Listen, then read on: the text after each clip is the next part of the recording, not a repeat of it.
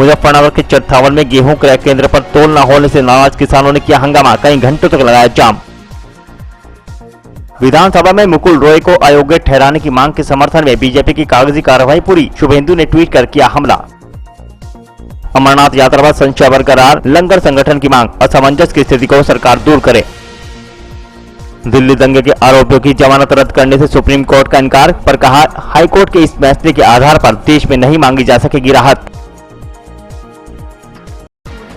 मुजफ्फरनगर जनपद के चरथावल विकास खंड के गांव बिराल से स्थित गेहूं क्रय केंद्र पर गेहूं न लेने से गुस्साए किसानों ने गेहूं से भरी ट्रैक्टर ट्रॉलियों के साथ भाकियू तहसील अध्यक्ष विकास शर्मा के नेतृत्व में मुजफ्फरनगर थाना भवन मार्ग पर जाम लगा दिया। सूचना मिलने पर चरथावल थाना प्रभारी महेंद्र पाल सिंह पुलिस फोर्स के साथ मौके पर पहुंचे तथा किसानों को समझाने का प्रयास किया। सूचना पर आला अधिकारी भी मौके पर पहुँच गए। अधिकारियों द्वारा समाधान न होने पर गुस्साए किसानों ने जमकर हंगामा व नारेबाजी करते हुए गेहूं से भरी बोरी सड़कों पर उलट दी। सूचना मिलते ही भारतीय किसान यूनियन के मुजफ्फरनगर जिला अध्यक्ष धीरज लाठियान भी मौके पर पहुंच गए तथा अधिकारी को चेतावनी दी कि किसानों का गेहूं तोलने का लिखित में आश्वासन दिया जाए, अन्यथा किसान गेहूं को थाने में डीएम कार्यालय पर ले जाएंगे। देर शाम तक समस्या का समाधान न होने पर किसानों ने गेहूं से भरी ट्रैक्टर ट्रॉली के साथ जनपद की ओर कूच करने का प्रयास किया, जिस पर सीओ सदर हेमंत कुमार, एसडीएम दीपक कुमार व चरथावल थाना प्रभारी महेंद्र पाल सिंह ने उन्हें रोक लिया और 5 घंटे की कड़ी मशक्कत के बाद कल शाम तक किसानों के गेहूं तोलने का आश्वासन पर जाम को खोला गया।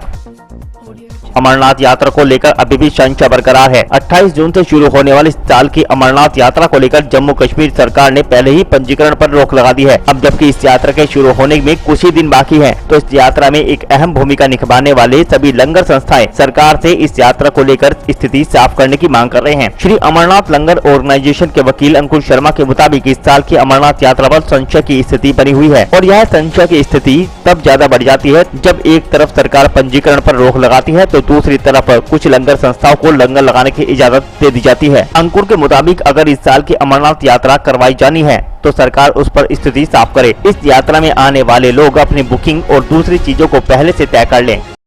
दिल्ली दंगे के 3 आरोपियों को हाईकोर्ट से मिली जमानत रद्द करने से सुप्रीम कोर्ट ने मना कर दिया है, लेकिन साफ क्या है कि हाईकोर्ट के इस आदेश के आधार पर देश भर में कहीं भी यूएपीए के मामलों में राहत नहीं मांगी जा सकेगी। जजों ने इस बात पर हैरानी जताई है कि हाईकोर्ट ने बेल के मामले में 125 पन्ने का आदेश जारी किया है। किसी ने यूएपीए की वैधता को चुनौती नहीं दी थी, फिर भी हाईकोर्ट ने कानून की व्याख्या की, उसकी संवैधानिकता पर सवाल उठा दिए। सुप्रीम कोर्ट ने इस फैसले के व्यापक बिंदुओं पर विस्तृत सुनवाई की जरूरत बताई है। जजों ने दिल्ली पुलिस की याचिका पर तीनों आरोपियों नताशा नरवाल, देवांगना कलिता और आसिफ तन्हा को नोटिस जारी किया। जवाब के लिए 4 हफ्तों का समय देते हुए कोर्ट ने कहा कि 19 जुलाई से शुरू हो रहे हफ्ते में मामले को सुनवाई के लिए लगाया जाएगा।